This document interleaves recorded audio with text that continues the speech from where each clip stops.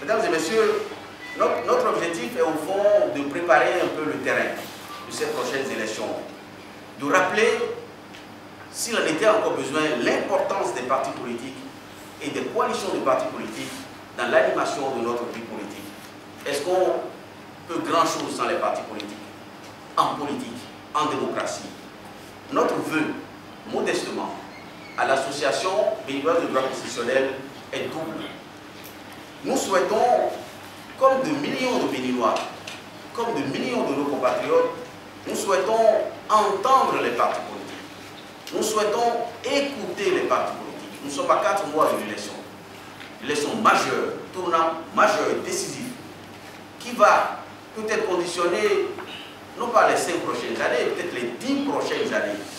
Nous souhaitons entendre les partis politiques. Les entendre, non pas seulement sur qui doit diriger le Bénin. On veut les entendre, nous souhaitons les entendre plutôt sur avec quelles idées, avec quels projets, avec quelles solutions. Parce que comme vous le savez, nous avons plusieurs problèmes qui s'accumulent, mais de moins en moins de solutions. Notre vœu, et là aussi d'ailleurs le vœu de la plupart de nos compatriotes qui croient en la démocratie et qui considèrent les partis politiques comme étant les piliers de la démocratie, notre vœu, c'est de voir les partis politiques devenir ou rester, on va dire, des écoles de formation. Des écoles de formation de l'élite politique de demain, l'élite politique de l'État. Des écoles de formation des futurs maires, des maires de demain. Des écoles de formation des députés de demain, des ministres de demain, des chefs d'État de demain. Pour que, citoyens que nous sommes, nous ne nous retrouvions pas subitement, brusquement, brutalement, propulsés au-devant des responsabilités. Que des citoyens ne se découvrent pas violemment en Conseil des ministres sans se connaître, sans avoir eu des idées ensemble, partager des idées ensemble, traverser, on va dire, des situations difficiles, avoir structuré des solutions ensemble, et maintenant avoir l'occasion, en Conseil des ministres, et au cœur du pouvoir d'État, avoir l'occasion enfin de mettre en œuvre les idées qu'ils ont traînées pendant des années. Voilà, au fond, le vœu que nous avons. Notre vœu aussi, c'est, au fond, en initiant ces initiatives, c'est d'inciter les partis politiques pour qui nous avons le plus grand respect, parce que nous considérons que les partis politiques, avec les modestes moyens qu'ils ont, sans financement public, que ce sont encore ces partis politiques avec toutes ces difficultés qui animent la vie politique sans financement public. C'est d'ailleurs, peut-être un jour on en parlera, un des chantiers de demain, des réformes qu'il faut pour asseoir notre démocratie autour des partis politiques. Je disais donc que notre vœu également est d'inciter ces partis à devenir des laboratoires de solutions aux problèmes qui s'accumulent dans notre pays et que rencontrent la plupart de nos compatriotes. Enfin, je voudrais finir par ces mots.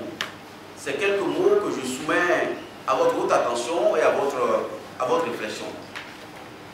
Mesdames et messieurs, je vois certains se battre pour garder le pouvoir à l'Est. Et d'autres se préparer également pour l'envoyer à l'Ouest. Mais à mon humble avis, et au terme des élections qui arrivent, je suis persuadé que la priorité, ce serait, au terme de ces élections, ce serait de rendre le pouvoir aux citoyens. Ce serait d'orienter le pouvoir, de déployer le pouvoir pour tous ces problèmes, pour résoudre tous ces problèmes que nous vivons, que vous connaissez, les partis politiques. Les problèmes de corruption, devenus endémiques, incontrôlables, des problèmes de chômage, des problèmes de politisation de l'administration, les tensions ethniques dans le pays, l'inefficacité de nos institutions, la faiblesse des contre-pouvoirs, faiblesse dangereuse des contre-pouvoirs, l'envahissement du pays par ce que j'appelle des déchets modernes.